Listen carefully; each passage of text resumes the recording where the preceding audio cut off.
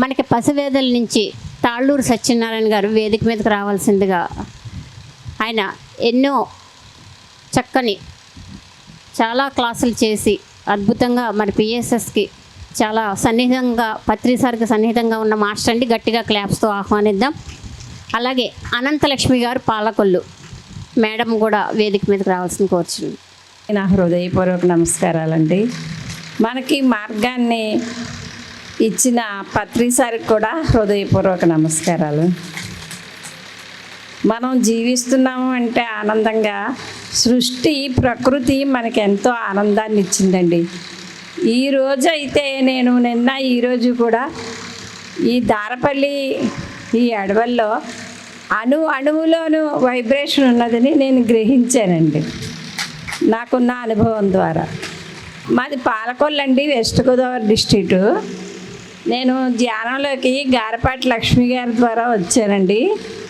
ఆమె కనకదుర్గమ్మ గుళ్ళో అండి మా ఊర్లో క్లాస్ పెట్టారు.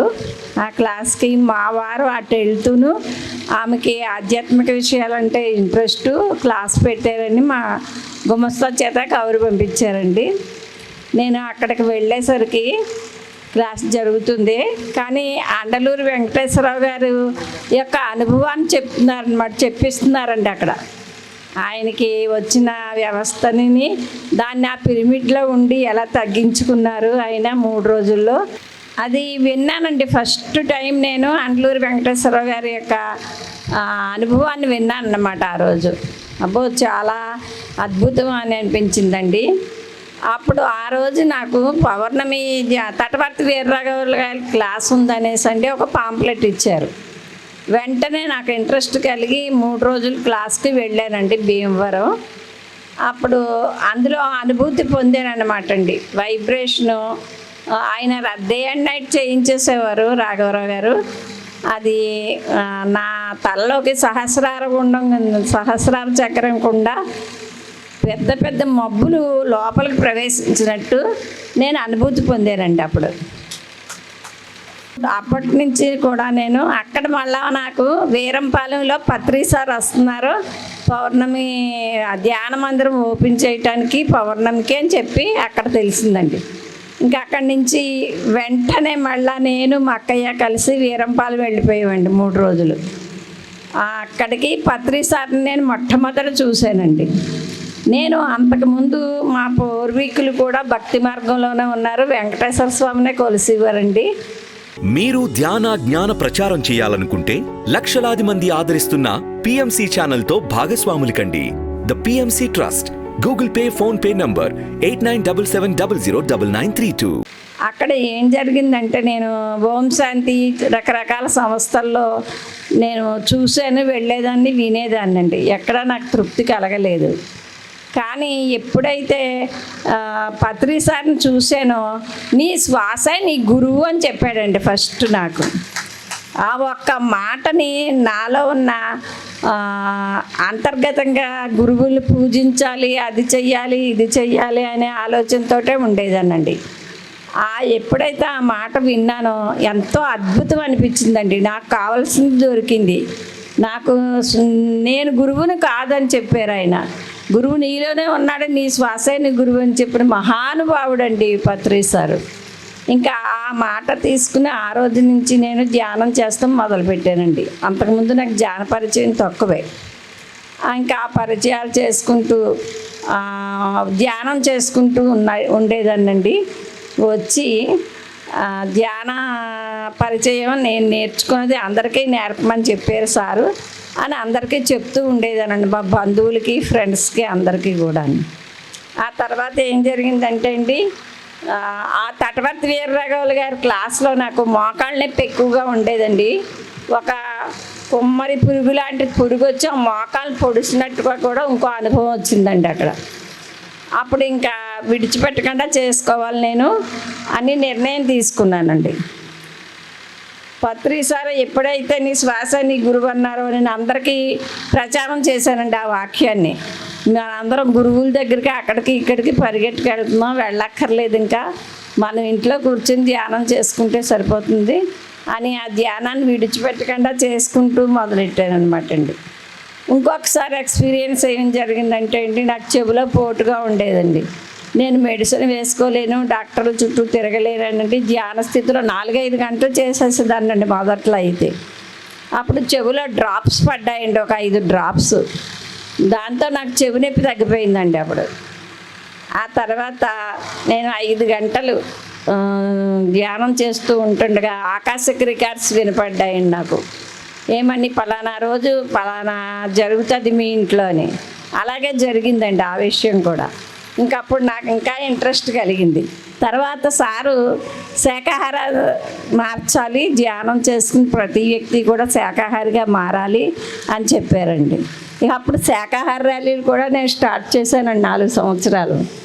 క్లాస్ జరిగిన తర్వాత అండి, ఊళ్ళో ప్రతి నెల 4వ ఆదివారం జరుగుతుందండి క్లాస్ అయిపోయిన వెంటనే 1 గంట చేసేవాళ్ళం అన్నమాట అండి శాకాహార ర్యాలీ ఆ ఊర్లోనే, పాలకొల్లులోనే. ఈ మధ్య ఏం చేసామంటే అండి, అటు క్లాస్కి కండక్టర్ పూర్తి సహకారాన్ని అందించలేకపోతున్నాం, ఇటు శాకాహారానికి పూర్తి టైం ఇవ్వలేకపోతున్నాం అండి. డివైడ్ చేసేసుకుని సండే 4వ ఆదివారం అది క్లాస్ పెట్టుకుంటున్నామండి.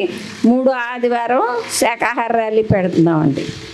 అదండి నేను ఒక చిన్న పిల్లలతో స్టార్ట్ చేశానండి. ఫస్ట్ కాన్వెంట్లో చదువుకునే పిల్లల్ని తీసుకొచ్చి 5th క్లాస్ పిల్లల్ని, ఆ పిల్లలతో చేయించారండి శాకాహార ర్యాలీ మొట్టమొదటిగా నేను పాలకొల్లో.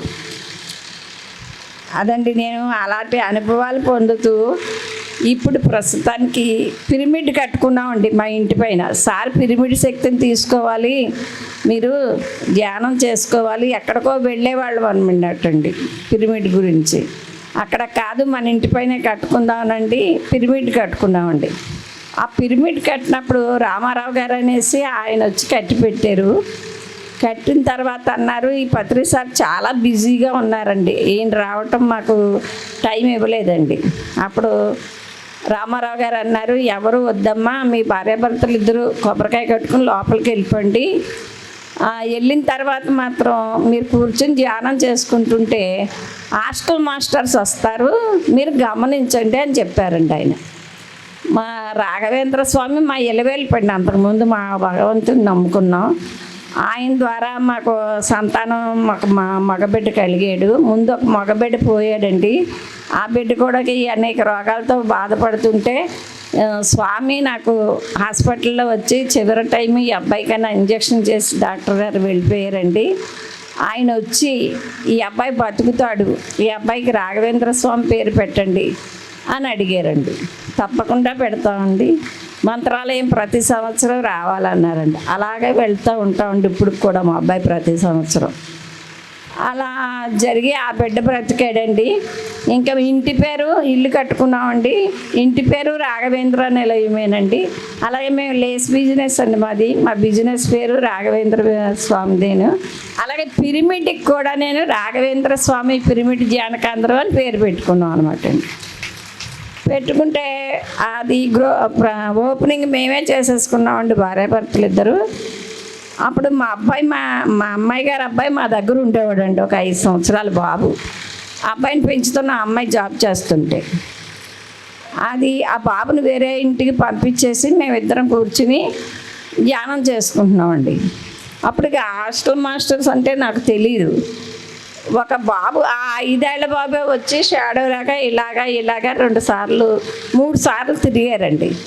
తిరిగితే ఆయన హాస్టల్ మాస్టర్ అనుకుని అప్పుడు తర్వాత గ్రహించానండి ఏం జరిగింది అని అడిగాడు ఆ పిరమిడ్ కట్టిన వ్యక్తి.